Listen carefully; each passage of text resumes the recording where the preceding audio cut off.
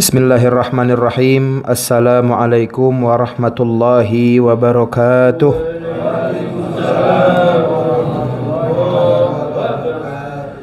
Alhamdulillah. Innal hamdalillah nahmaduhu wa nasta'inuhu wa nastaghfiruhu wa nastahdihi wa na'udzu billahi min syururi anfusina wa min sayyiati a'malina. May yahdihillahu fala mudilla lahu wa may yudlil fala hadiyalah. Asyhadu an la ilaha illallah wahdahu la syarikalah wa asyhadu anna Muhammadan abduhu wa rasuluhu wa nabiyuhu wa safiyuhu wa khaliluh. Allahumma salli wa sallim afdalas salati wa azkat taslim ala sayyidina wa habibina wa syafi'ina wa qurrati a'yunina wa imamina wa maulana Muhammad sallallahu alaihi wasallam wa ala alihi wa sahbihi ajma'in wa man ittaba'a sunnatahu bi ihsanin ila yaumiddin wa anna ma'ahum bi rahmatika ya arhamar rahimin. Allahumma la ilma lana illa ma 'allamtana innaka antal alimul hakim. Allahumma ya mufahhim Sulaiman fahimna, Allahumma ya muallim Musa alimna, Allahumma ya musabbir Ayyub sabbirna, Allahumma ya mu'til Luqman al-hikmata itina al-hikmata wa fasl al-khitab. Alhamdulillahirabbil alamin. Bapak-bapak sekalian, para hadirin yang dirahmati Allah Subhanahu wa taala. Alhamdulillah, puji syukur kehadirat Allah Subhanahu wa taala kita bisa dikumpulkan ya untuk sama-sama kita menuntut ilmu ya, mengkaji, yaitu memperdalam agama Islam, tafaqquh fiddin, yang mana tafaqquh fiddin, memperdalam agama, belajar agama adalah suatu ya keistimewaan yang mana orang-orang yang menempuh jalan tersebut adalah golongan yang Allah Subhanahu wa taala pilih. Sebagaimana yang Rasulullah sallallahu alaihi wasallam sabdakan, man tafaqqaha fi dinillahi kafahullahu hammah. Atau pada sabda lainnya, man yuridillahu bihi khairan yufaqihu fiddin. Allah kalau menginginkan kebaikan untuk hambanya, niscaya hamba tersebut disibukkan untuk dia itu tafaqquh, belajar daripada agama Islam. Semoga kita semua tergolong daripada hamba-hamba yang Allah pilih. Ya, kita tergolong semuanya dari hamba-hamba yang Allah inginkan kepadanya kebaikan. Amin Allahumma amin. Sebagaimana yang sampai ke kami bahwasanya hadis pada malam ini hadis terakhir, yaitu daripada sahabat Abi Hurairah dari Rasulullah sallallahu alaihi wasallam, ya, tentang cerita Juraij, ya, betul. Udah sampai tengah atau belum sama sekali? Oh, baru mulai. Ini alhamdulillah hadis kita pada malam hari ini adalah salah satu hadis yang dibawakan oleh sahabat, yaitu Abu Hurairah radhiyallahu an.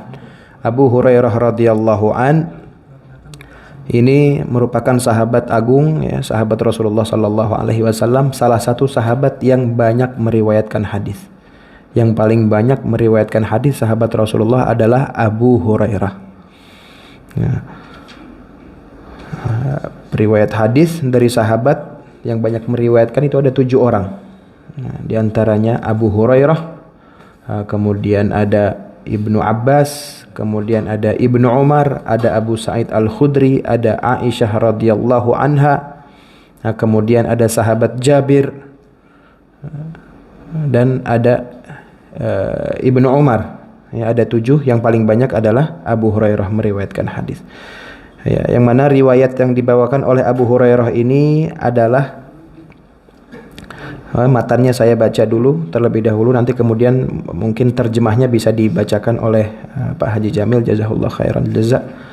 Bismillahirrahmanirrahim. Wa an Abi Hurairah radhiyallahu anhu anin Nabi sallallahu alaihi wasallam qala lam yatakallam fil mahdi illa thalathah, Isa bin Maryam wa sahibu Juraij, wa kana Juraijun rajulan 'abidan fattakhadha sawma'atan fakana fiha fa'atathu ummuhu wa huwa yusalli faqalat ya Juraij, faqala ya rabbi ummi wa salati فأقبل على صلاته فانصرفت فلما كان من الغد أتته وهو يصلي فقالت يا جريج فقال أي رب أمي وصلاتي فأقبل على صلاته فلما كان من الغد أتته وهو يصلي فقالت يا جريج فقال أي ربي أمي وصلاتي فأقبل على صلاته فقالت اللهم لا تمته حتى ينظر إلى وجوه المومسات فتذاكر بنو إسرائيل جريجا وعبادته وكانت امرأة بغي يتمثل بحسنها فقالت إن شئتم لأفتننه فتعرضت له فلم يلتفت إليها فأتت راعيا كان يأوي إلى صومعته فأمكنته من نفسها فوقع عليها فحملت فلما ولدت قالت هو من جريج فأتوه فاستنزلوه وهدموا صومعته وجعلوا يضربونه فقال ما شأنكم قالوا زنيت بهذه البغي فولدت منك قال أين الصبي فجاءوا به فقال دعوني حتى أصلي فصلى فلما انصرف أتى الصبي فطعن في بطنه وقال يا غلام من أبوك قال فلان الراعي فأقبلوا على جريج يقبلونه ويتمسحون به وقالوا نبني لك صومعتك من ذهب قال لا أعيدوها من طين كما كانت ففعلوا. Ya, ini kami bacakan matannya setengah. Ya, alhamdulillah tadi terjemahnya sudah dibacakan. Ini baru setengah hadis, ya, baru setengah hadis. Baru setengah hadis. Semoga kalau sempat ya cukup waktu kita bahas semuanya, tapi kalaupun tidak cukup nanti mungkin setengahnya lagi bisa dilanjutkan di pertemuan berikutnya oleh orang tua kita, guru kita semua, Kiai Haji Muhammad Nasir Zain. Barakallahu fih. Semoga Allah sehatkan badannya, Allah panjangkan usianya, Allah mudahkan segala urusan dunia akhiratnya. Amin Allahumma amin. Jadi hadirin rahimakumullah, ini hadis mengenai ya salah seorang daripada Bani Israel, ya, kisah daripada seorang Bani Israel yang ahli ibadah bernama Jurej. Bernama siapa? Jurej. Ya. Jurej ini kalau dalam bahasa Latin gitu, untuk orang-orang Europe, orang-orang Barat, banyak dari mereka yang bernama George, George gitu ya tulisannya, itu dari bahasa ini. Ya, dari nama Jurej Bani Israel. Ditulis dalam bahasa Arab Jurej, yang mereka nyebutnya George. Contohnya siapa? George Bush. Nah, itu Jurej. Namanya diambil dari ini, Jurej Bani Israel. Seperti halnya Yohanes itu dari Yunus, Joseph dari Yusuf, Eva dari Hawa, ya, Moses dari Musa, dan begitu seterusnya. Jadi mereka itu juga banyak terinspirasi dari kisah-kisah ya Bani Israel, dari kisah-kisah yang sampai kepada kita yang dibawakan oleh Al-Quran, begitupun hadis Rasulullah Sallallahu Alaihi Wasallam. Nah, yang perlu kita fahami di dalam Al-Quran, di dalam hadis itu banyak ajaran-ajaran Islam, hukum-hukum Islam, ajaran syariat yang berupa kisah cerita untuk kita ambil ibrahnya, untuk kita ambil pelajaran. Kurang lebih di Al-Quran saja ada 70 kisah, 70 cerita. Kenapa demikian? Islam ini yang menyesuaikan fitrah dan kodrat manusia. Fitrahnya manusia, kodratnya manusia suka tuh sama yang namanya cerita, betul ya Pak? Suka sama yang namanya kisah.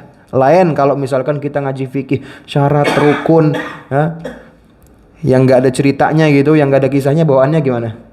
Ngantuk, tegang. Tapi lain kalau misalkan kita ada cerita yang bisa diambil ibrahnya, diambil hikmahnya. Itulah tujuan kenapa di Al-Quran, begitu juga hadis Rasulullah Sallallahu Alaihi Wasallam, banyak ajaran yang narasinya itu cerita untuk kita kemudian ambil ibrah. Jadi ceritanya bukan cerita dongeng belaka, tapi semuanya itu mengandung ibrah, pelajaran yang bisa kita ambil. Jurej ini adalah seorang ahli ibadah ya, dari kalangan Bani Israel.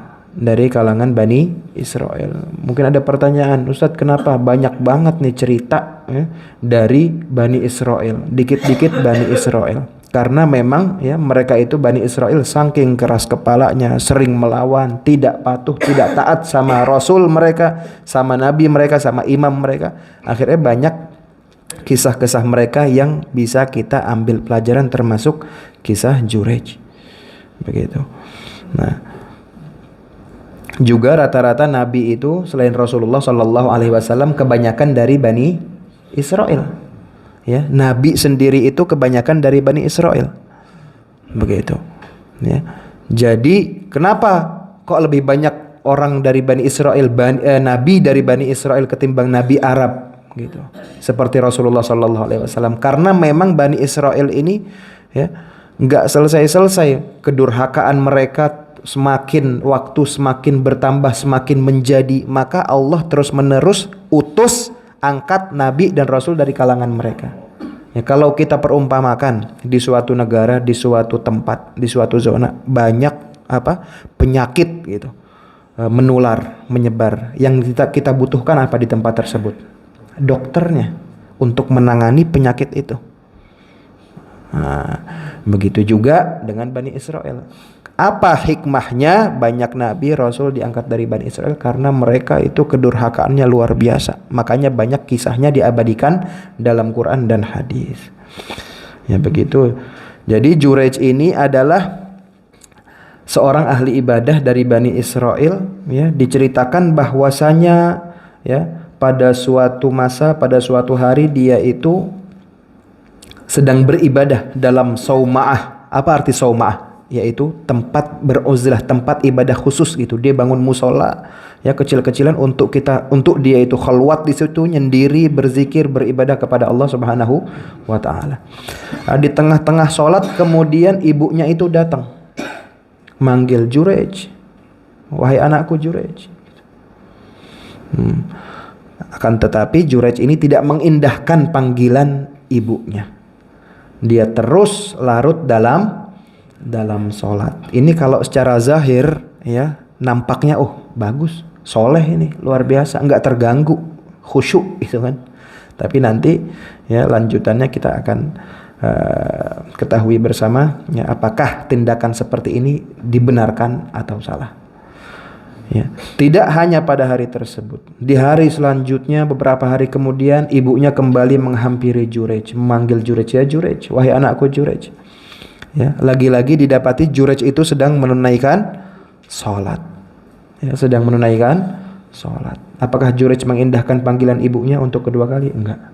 Terus larut khusyuk dalam sholatnya. Nggak cukup pada hari itu, beberapa hari kemudian datang lagi ibunya. Jadi ceritanya ini rumah ibunya sama rumah Jurej misah, Pak ya. Apalagi Jurej juga diriwayatkan di sini membangun sauma'ah, membangun tempat peribadatan sendiri. Beberapa hari kemudian datang lagi ibunya ketiga kali memanggil Jurej. Nah, didapati hal yang sama. Jurej sedang dalam sholatnya, sedang asyik bersama Rabbnya, khusyuk larut dalam sholatnya. Tidak diindahkan lagi panggilan itu ibunya. Nah, jadi Jurej ini betul-betul ya ahli ibadah gitu. Abid. Juga disebutkan dalam riwayat kenapa kok Jurej bisa serajin itu ibadahnya. Awalnya dia itu seorang pedagang, tapi ngerasa kayaknya dia itu bakatnya bukan di dagang, lebih banyak buntungnya daripada untungnya. Akhirnya dia memutuskan untuk udah saya ini berniaga aja sama Allah. Niaga dunia ini saya tinggalin. Udah saya pokoknya pengen niaga sama Allah. Saya pengen capek demi ibadah kepada Allah Subhanahu wa taala. Akhirnya kembali lagi ke teks hadis tadi, setelah ketiga kali ya ibunya itu datang memanggil Jurej, Jurej tidak menghiraukan, ibunya itu berdoa. Allahumma la tumithu hatta yara mumisat. Ya Allah, jangan wafatkan anakku ini Jurej kecuali dia berjumpa dengan pelacur. Ya, didoakan oleh ibunya. Kenapa? Ibunya mangkel tuh, udah kadung marah. Gitu kan, datang ke anaknya kangen, mau nyapa, mau ngobrol ya, tapi panggilannya tidak dihiraukan. Padahal Jurejnya sedang sholat.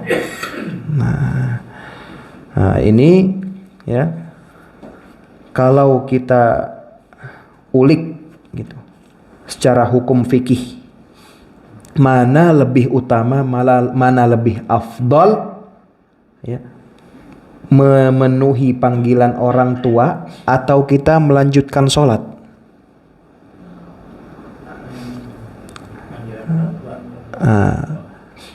Memenuhi panggilan orang tua kalau sholat yang kita tunaikan itu sholat sunnah.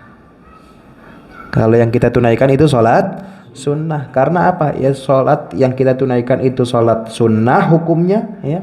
Yang definisi sunnah itu adalah apabila dikerjakan mendapat pahala, tidak dikerjakan mendapat dosa, gitu kan? Ma yusabu ala fi'lihi wa la yu'aqabu ala tarkihi. Itu definisi sunnah.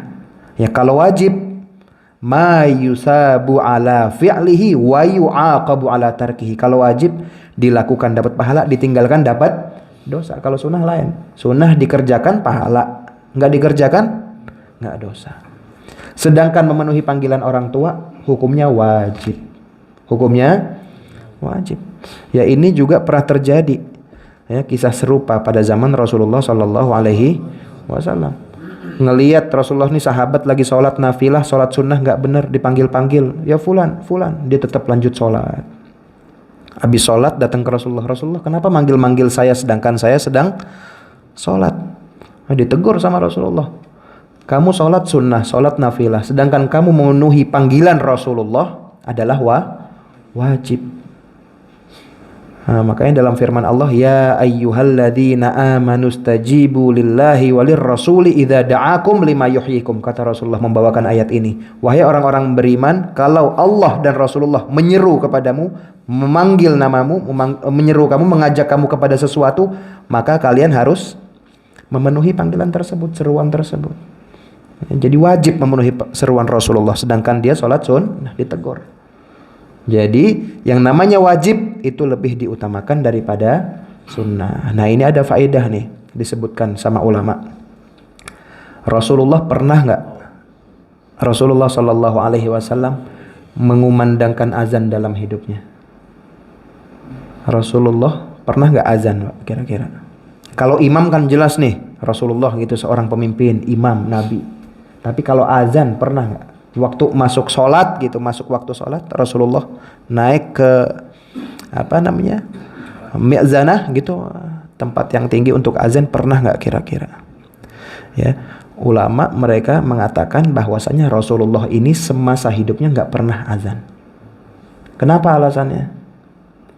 Dalam azan itu ada lafaz hayya 'alas shalah. Marilah kita menunaikan sholat. Ini kan kalau Rasulullah yang azan berarti Rasulullah yang menyeru nih. Ya, sedangkan orang itu kesibukannya lain-lain. Ada yang mungkin masih disibukkan dengan membantu istrinya, membantu anak, atau mengerjakan pekerjaan rumah yang belum bisa sholat di awal waktu. Nah, ini adalah bentuk rahmat dari Rasulullah untuk umatnya. Karena kalau Rasulullah azan mengumandangkan hayya 'alas shalah, ada yang gak datang ke masjid tuh, dosa besar dia. Nah, jadi ya Rasulullah itu nggak pernah azan sebagai bentuk kasih sayangnya Rasulullah Sallallahu Alaihi Wasallam kepada umatnya. Tapi yang perlu kita pahami juga, nggak selalu wajib itu lebih utama dari sunnah. Ya, sebagaimana yang disebutkan dalam kitab Al-Ashbah wan Nadhair, ada hal yang mana sunnah itu lebih utama dari wajib. Contohnya perihal salam. Salam, ya, kita nyapa dengan salam itu hukumnya apa? Hukumnya sunnah. Hukumnya sunnah. Tapi ketika orang salam kepada kita, menyampaikan salam, ya, hukum kita menjawab salam itu wajib. Ya, kita mulai duluan dengan salam sunnah. Tapi kita menjawab salam orang itu hukumnya wajib. Yang lebih baik yang mana? Man yabda bis salam. Yang lebih baik adalah orang yang inisiatif lebih dulu mengucapkan salam. Nah, jadi ketika kita mengucapkan salam, assalamualaikum, itu sunnah lebih baik daripada yang kita ketemu tapi dia nggak salam. Kita duluan gitu yang salam, kita duluan yang nyapa. Nah, di situ contohnya sunnahnya lebih utama daripada yang wajib, lebih unggul gitu. Contoh lain misalnya, eh, masalah hutang piutang. A hutang sama B, ya. A mempunyai hutang sama B. Si A ini membayar hutang hukumnya apa? Wajib. Tapi B mengikhlaskan hutang itu hukumnya apa? Sunnah. Lebih utama mana? Lebih utama yang B itu yang mengikhlaskan hutang. Ya, ketika orang itu membebaskan hutang, ya, itu hukumnya sunnah. Tapi pahalanya lebih besar daripada dia itu yang membayar hutang, yang menunaikan hutang. Nah, jadi ada memang hal-hal di mana yang wajib itu lebih utama daripada sunnah. Nah, dan masih banyak hal lagi. Ya, begitu. Jadi ya, umumnya memang yang wajib itu ya harus unggul daripada yang sunnah. Artinya sunnah tidak boleh mengalahkan yang wajib. Contohnya kalau seumpama di pesantren nih, santri-santri pada puasa Senin Kemis, ya, pada puasa Senin Kemis, hukumnya sunnah. Sedangkan dia ketika waktu belajar di kelas thalabul ilmi itu hukumnya wajib. Jangan sampai itu santri puasa Senin Kemis tapi di kelas loyo. Begitu. Ya, karena puasanya tadi sunnah sedangkan dia belajar di kelas wajib. Nah, ini diantara pelajaran yang bisa kita ambil, bahwasanya ya memenuhi panggilan orang tua ya, itu wajib, dan yang wajib itu harus lebih unggul daripada sunnah. Apapun amalan kita ya, amal kebajikan yang sedang kita lakukan dan itu hukumnya sunnah, ya jangan sampai mengalahkan yang wajib. Nah, kemudian ketika ibunya ini merasa kesal, sempat mendoakan apa? Allahumma la tumithu hatta yanzura ila wujuhil mumisat. Ya Allah, anak ini nih jangan dimatiin sebelum dia bertemu sama pelacur. Mumisat ya diartikan itu oleh para syurrah artinya azaniyat, orang-orang pezina gitu. Nah, baghiyat. Fatadzakar Banu Israil Jurayjan wa ibadatah. Sampai-sampai ya di penjuru kota semuanya nih membincangkan ibadahnya Jurayj, saking luar biasanya. Oh, Jurayj Masya Allah ibadahnya begini-begini, sampai dipanggil ibunya kagak nyaut, kagak nengok gitu. Terus larut khusyuk. Nah, tapi di sini juga ada perkataan ulama bahwasanya ini pertanda bahwasanya Jurayj itu hanya seorang abid. Jadi ada abid, ada faqih. Kalau yang abid dia itu hanya ahli ibadah, sholatnya rajin memang, tapi nggak faqih, nggak paham ilmu agamanya. Kalau dia paham ilmu agama, pasti dia nyaut itu panggilan orang tua. Nah, jadi ulama-ulama berkata ini bukti bahwasanya Jurayj itu hanya seorang abid. Orang rajin sholat bagus gak? Bagus. Rajin ibadah bagus gak? Bagus. Tapi lebih bagus lagi kalau dia rajin ibadah, paham agama. Itu setan lebih takut tuh. Faqihun wahidun asyaddu ala syaitani min alfi abid. Satu faqih, orang paham agama, lebih ditakutin sama setan ketimbang 1000 orang ahli ibadah tapi nggak paham agamanya. Kenapa? Ketika orang itu faqih, paham agama, dia itu ibadah menyembah Allah ala basirah, dengan ilmu, yakin, nggak ragu. Ya, beda halnya abid. Ya, yang penting ngikut aja gitu, ngikut-ikutan ya. Nah, itu bagus, abid itu bagus. Ya. Dinyatakan di sini bahwasanya Jurayj itu seorang wali Allah, kekasih Allah, tapi dia hanya seorang abid, bukan faqih. Gitu. Nah, dikenal itu ibadahnya Jurayj ya di penjuru kota, diperbincangkan. Sampai akhirnya ada seorang perempuan yang memang dikenal ya maaf pelacur gitu. Dengan kecantikan yang luar biasa. Dia ini tertantang, yang mana Jurayj yang dibincangkan nih. Penasaran gitu kan. Penasaran itu pengen digoda, mempan apa enggak gitu. Mau tahu sejauh mana ya ketakwaannya, setebal apa keimanannya. Akhirnya perempuan tersebut bilang, kalau kalian mau, kalian berkenan, aku akan coba memfitnah si Jurayj. Artinya memfitnah di sini adalah menggoda, menjerumuskan. Ya. Maka akhirnya perempuan ini bersolek, berdandan, pergi ke Saumaah, tempat ibadahnya Jurayj. Ya. Akan tetapi Jurayj lam yaltafit ilaiha, tidak menghiraukannya sama sekali. Akhirnya dia nggak kehabisan akal, berkali-kali dicoba nggak bisa, nggak mempan. Nggak kehabisan akal, perempuan pelacur tersebut mendatangi salah seorang pelayannya Jurej. Pelayannya Jurej, ini ada pelayannya Jurej yang sering mondar-mandir bawain makanan, bawain perbekalan gitu untuk dia itu ibadah di situ.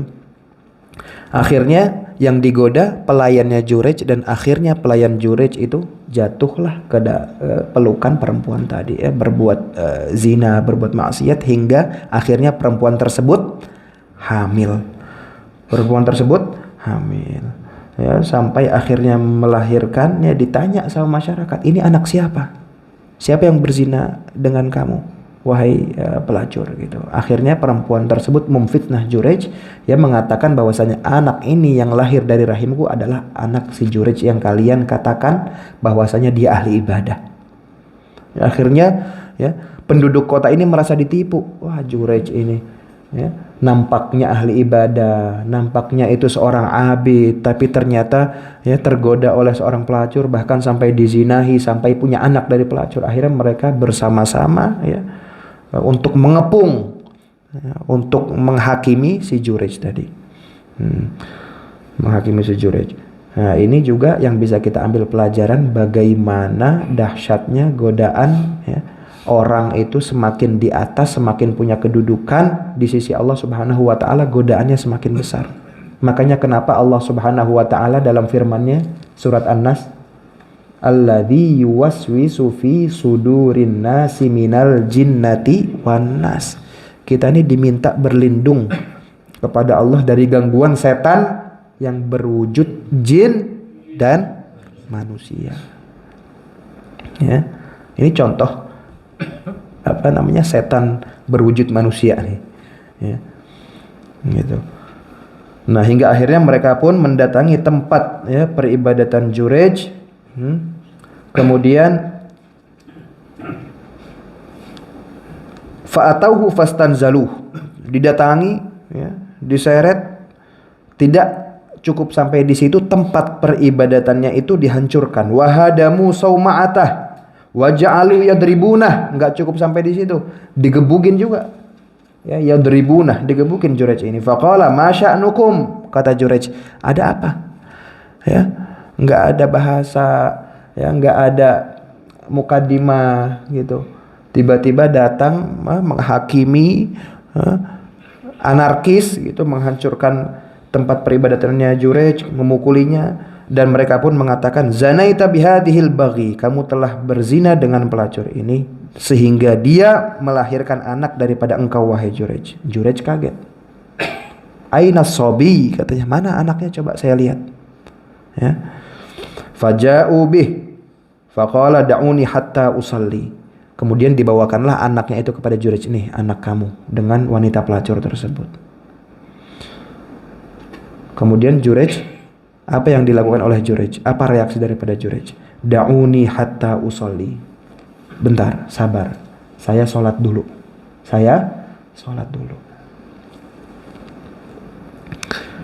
Artinya apa? Yang bisa kita ambil ibrah, ya, di sini adalah dikala kita itu, ya, terkena bala, ya, ditimpa musibah, jangan jauh-jauh dari sholat. Sholatnya nggak hanya tertimpa musibah aja. Setiap waktu kita sholat, setiap ibadah kita sholat, ya. Tapi yang namanya bala, ibadah itu terangkat, hilang dengan kita itu sholat, dengan kita itu beribadah kepada Allah Subhanahu wa ta'ala. Makanya Allah berfirman dalam Al-Quran, wasta'inu bis sabri wassalah. Mintalah kalian pertolongan ke Allah kalau lagi kena masalah. Dengan apa? Pertama, sabar. Kedua, sholat. Kenapa sholat? Ya, ketika seorang hamba sujud, itulah posisi terdekat dia dengan Rabbnya. Gitu. Lihat bagaimana Jurej. Biarin dulu, tenang dulu, sabar. Biarkan saya sholat. Fasalla, maka dia sholat. Falamman sarafa, setelah selesai sholat, atas sabi, ya, didatangkanlah bayinya itu. Setelah dia selesai sholat, didatangkanlah bayi tersebut. Kemudian fata'ana fi batnihi, ya, sama Jurej itu ketika didatangkan anak tadi, ta'ana fi batnihi, ditowel gitu perutnya, ditekan sedikit. Nah, dikatakan oleh sebagian ulama dia itu mengambil tongkatnya ya kemudian menekan perut bayi itu. Wa qala ya ghulam man abuk, wahai anak bayi, ya wahai bayi, man abuk, siapa bapak kamu? Coba kira-kira bisa ngomong gak ini bayi ini? Bayi diajak ngomong. Ya, bayi diajak ngomong. Nah, tapi tadi sudah disebutkan di awal hadis bahwasanya kata Rasulullah Shallallahu Alaihi Wasallam dari kalangan Bani Israel itu ada 3 bayi yang Allah beri kemampuan berbicara, Allah beri karamah. Ya, yang pertama adalah Isa ibn Maryam, Nabi Isa, ya, itu sudah kita ketahui bersama, kisahnya masyhur. Ya.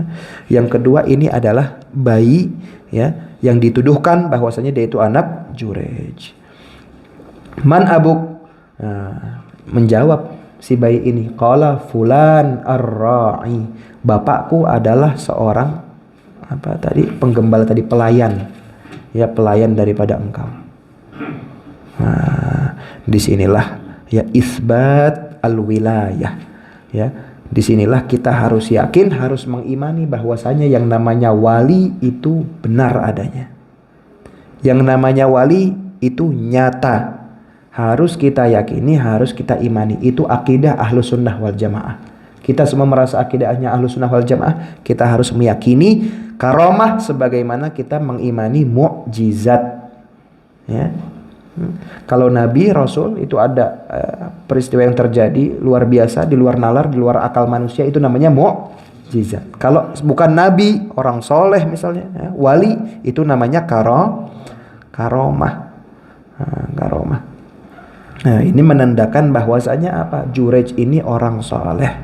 Jurej ini seorang wali kekasih Allah. Di antara tandanya apa? Memiliki kemampuan yang luar biasa. Tapi pertanyaannya di sini, apakah semuanya yang memiliki kemampuan luar biasa itu wali? Wali itu yang mereka bertakwa dan mereka melakukan kewajibannya ya sebagai seorang hamba. Salat, puasa, ya, melakukan syariat yang memang diwajibkan, ya, dan mereka adalah orang-orang yang bertakwa. Ala inna awliya Allahi humul muttaqun dalam Al-Quran. Sesungguhnya wali-wali Allah yang mereka itu orang bertakwa. Makanya kata Syekh Abdul Qadir Al-Jailani, idza ra'aita man yamshi 'alal ma' aw yatir fil hawa fala taghtar. Kalau kalian lihat nih orang jalan di atas air, terbang di udara, biasa. Gak usah tertipu dulu. Setan lebih sakti dari dia. Jin itu lebih sakti dari dia. Tapi lihat dia itu istiqomah dengan syariat nggak? Takwa nggak?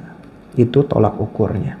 Bukan cuman sekedar bisa kemampuan magic gitu, hal-hal yang gaib. Kalau begitu dukun juga bisa kagak sholat dia dukun.